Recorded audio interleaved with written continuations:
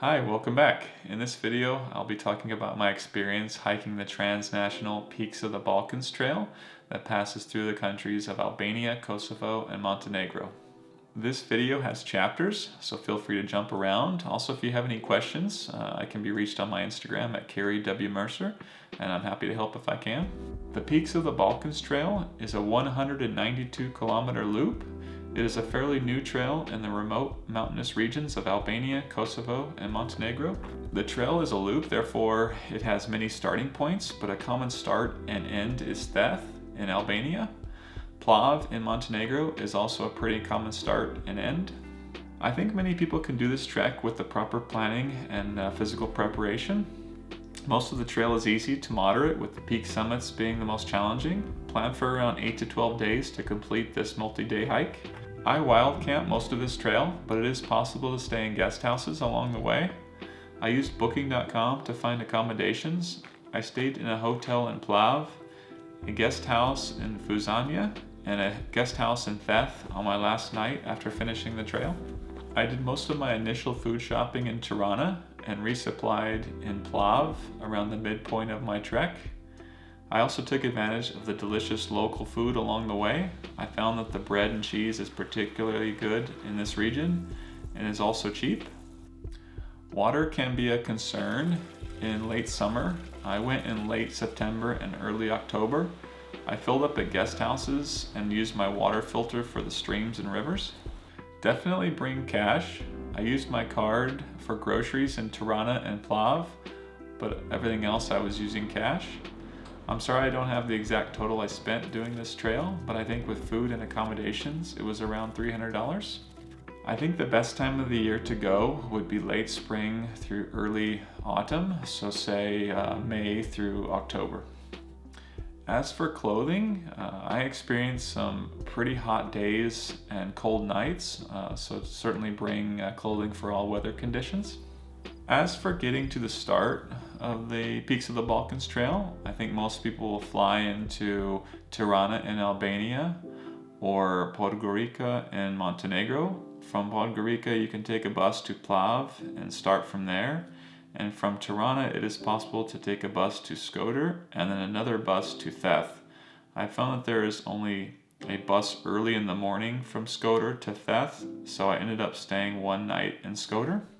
There are trail markings, but for this trail it is a very good idea to have an offline map downloaded onto your phone. I created a map on AllTrails. I didn't end up following the exact map I made, but I will have a link of that map in the description of this video. Border crossing permits are required. I would suggest using this website. The website is called Zabulo. For a small fee, they will contact the border crossing offices for you and then email over the permits.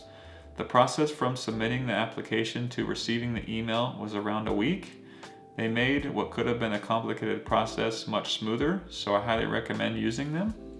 It is likely that you have some language barriers. It is typical for the older people running the guest houses to not speak any English, but usually their children will speak some.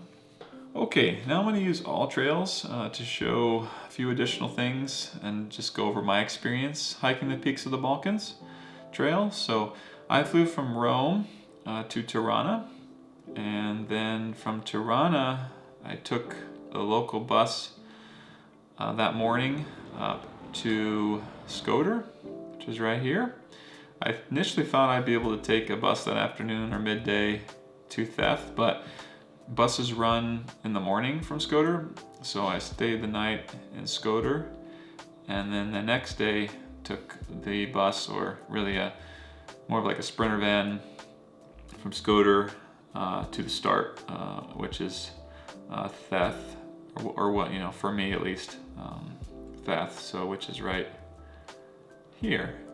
Theth is growing quite a bit. There's lots of new construction going on, so it seems like this area in Albania is growing quite a bit with all of the hikers. Theth to Valbonne is actually a pretty popular day slash overnight, I guess it'd be an overnight hike. So Theth here, Valbonne. So that first day you'll see many other hikers. For me, I started maybe mid-morning or so. Started hiking up some nice forested sections here. I arrived at the pass, pretty windy, and then kept going down that day. I'm using my map also. Some of the green part of the map I didn't walk because I made this really, well, never been in the area, so and I kind of changed a few things. But anyways, for the most part, I followed the green path here, down into Valbonne. There's lots of guest houses and things to stay in this section, really all the way through this area. I actually camped in my tent right in this area right here. It had some really nice views of these mountains. See if I can back out a little bit. This is a really pretty area, these mountains here. But yeah, that next morning, I walked up this area and walked on my, walked to Serem. I'll probably mispronounce the names of towns, so please forgive me. And followed the trail really. Don't know if this was necessarily the trail, but from Serem, I walked to Doberdal, and there are trail markings and trails. So, but again, still good to have an offline downloaded map. So I walked to Doberdal, arrived there early afternoon. Many people will choose to stay here also for the night. I stopped and had, because there's several guest houses in this area, I stopped and had food, some really delicious bread and cheese and things like that. Really nice people, and it kept going up.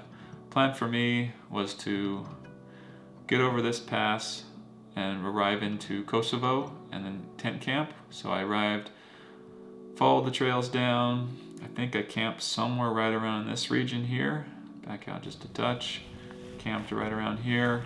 And that morning walked up, got some water, filtered some water from this lake, and then kept on climbing up.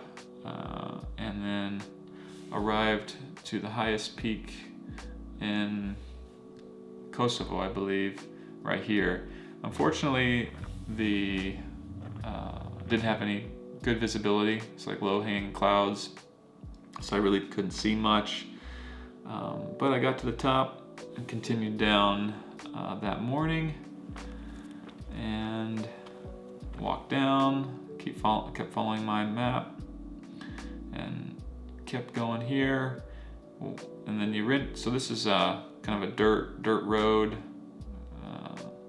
wide enough for cars and things. Then you get to a paved road through here, and I decided to. Most people doing the Peaks of the Balkans will reach this part of Kosovo, but I heard Kosovo didn't have the best sections, so instead of walking over this area, I decided to keep walking up and camped here. This was my least favorite part of the Peaks of the Balkans trail because you're walking on really paved roads and dirt roads. What I wish I would have done is just hiked up to the peak that day and then kind of just kept up high along the border of Albania and Kosovo, and then the border of Montenegro and Kosovo, or even just staying up high and then walking to this area. That could be done, but I certainly would not walk any this section.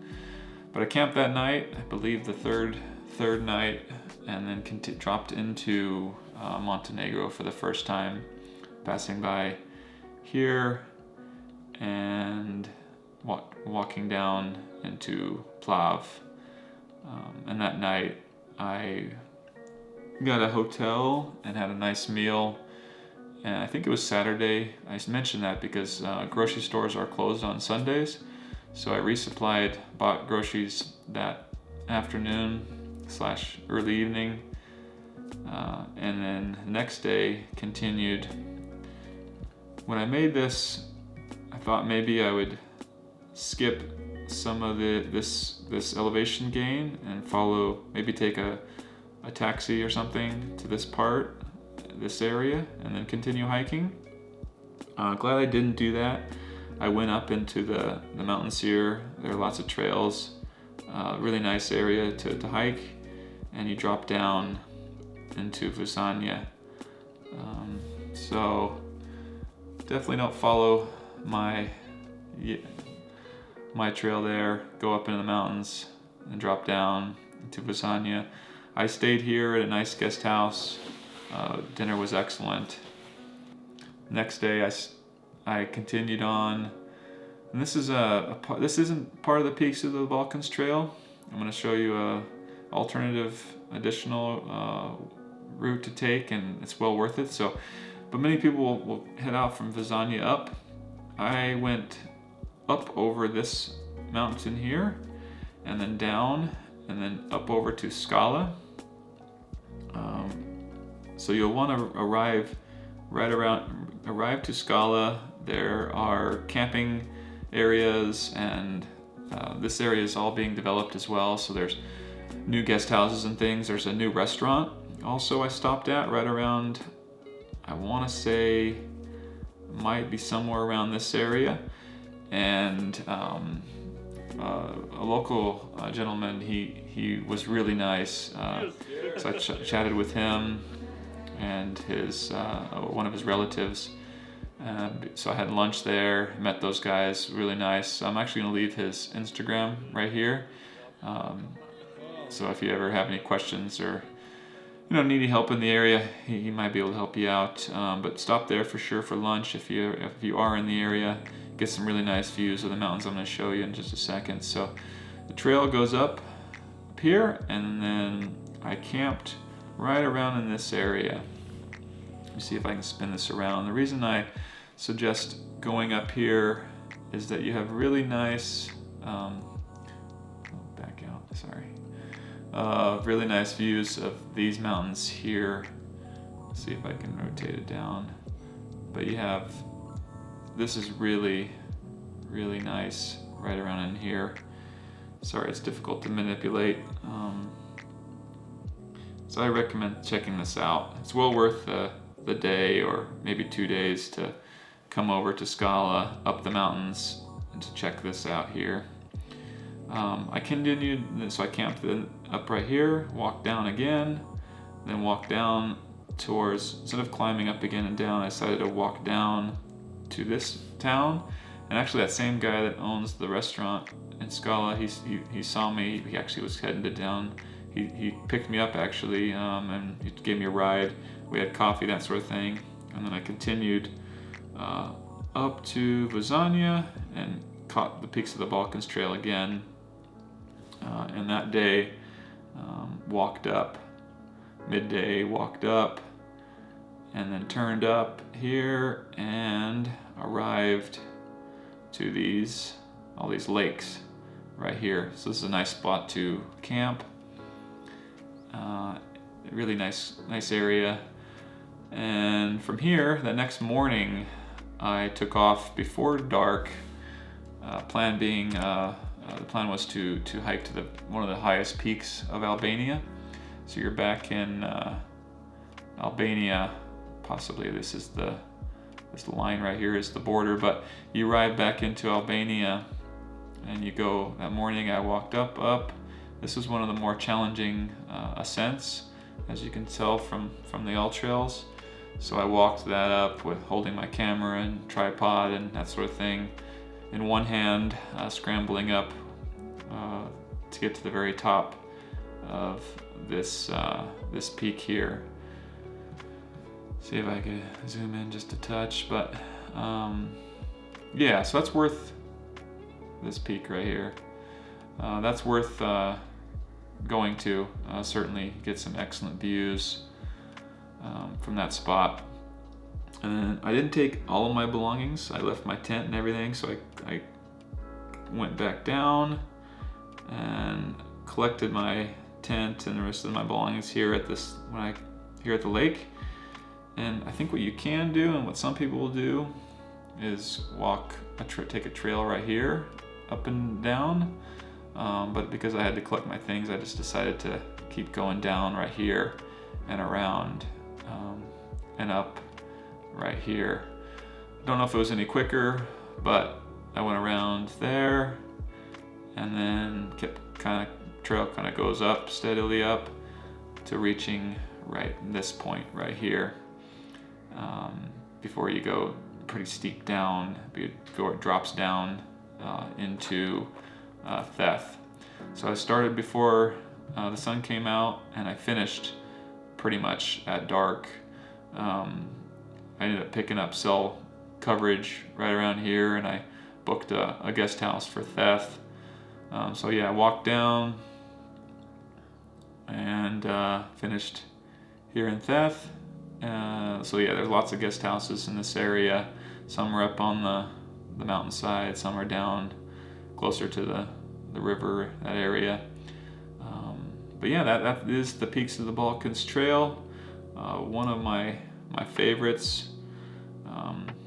It's pretty, culturally it's a neat place to explore, and it's a bit more remote, and there's just fewer people, right, doing this trail. I could see it getting more popular though in the future. But yeah, if you have any questions, if there's anything I didn't cover for the Peaks of the Balkans Trail, I'm happy to help. My Instagram again is Carrie W. Mercer. Thank you so much for watching, and I'll see you in the next one. See you guys.